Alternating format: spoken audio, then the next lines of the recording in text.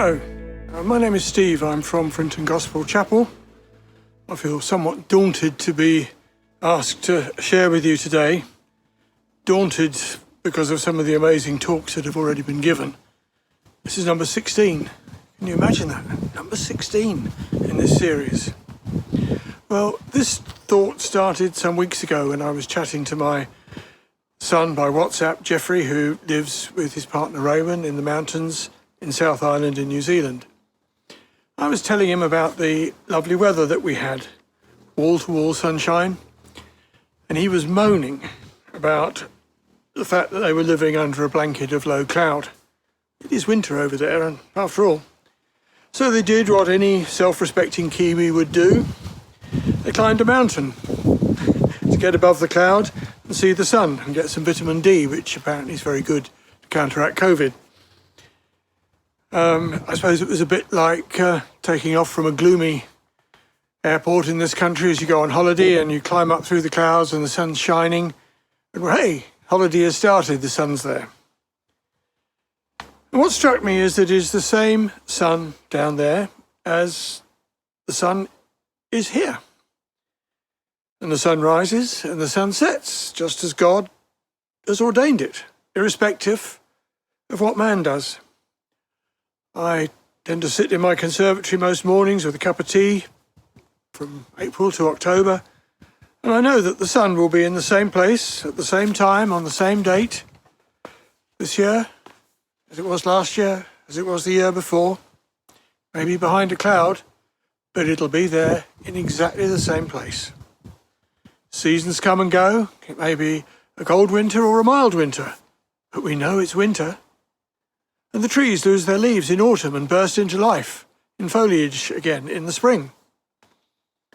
And it happens year after year. Everything God has ordained happens.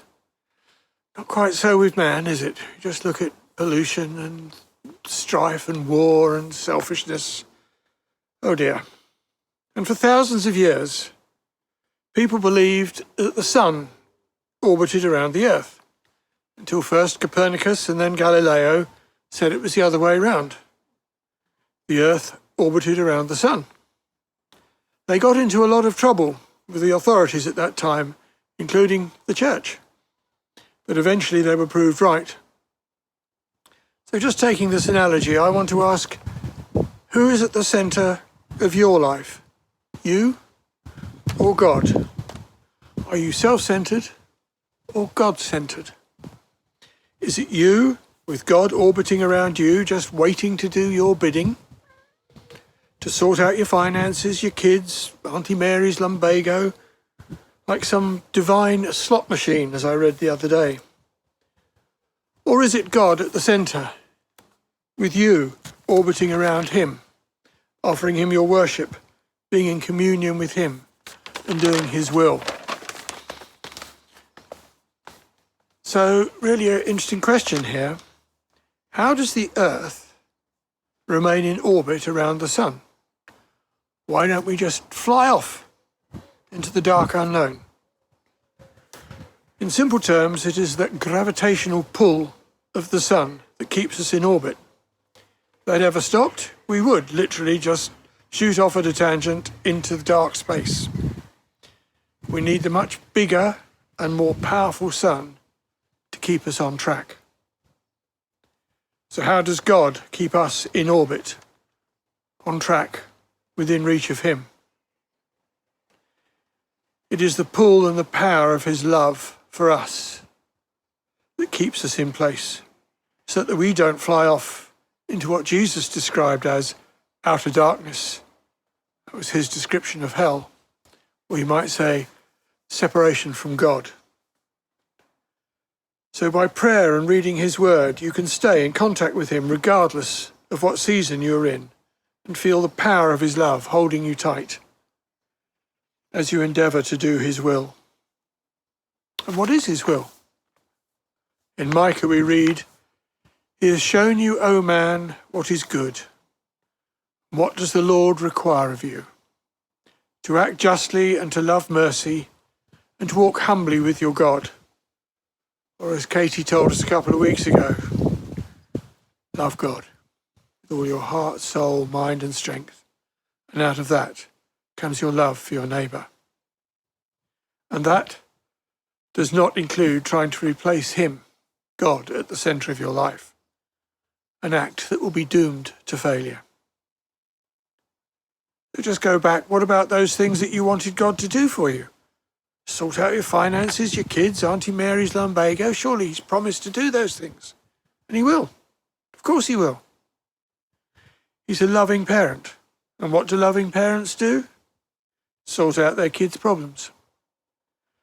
Sometimes something we've all done as parents or had done for us as children, or both. So keep God at the centre of your life, grateful for his amazing love that will keep you on track, in orbit, around him. And I'd just like to, before I close,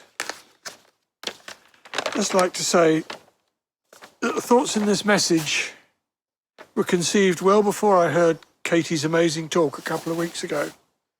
But we're both saying the same thing in our different ways. So is God speaking to us as a church, I wonder?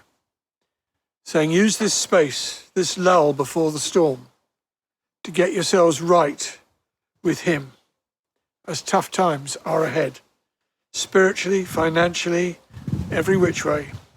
It's going to be a rough ride, and we will need him to get us through. I'd just like to leave you with a blessing, which I think is quite appropriate. The Lord bless you and keep you. The Lord make his face to shine upon you and be gracious to you. The Lord turn his face towards you and give you peace. Thank you for tuning in.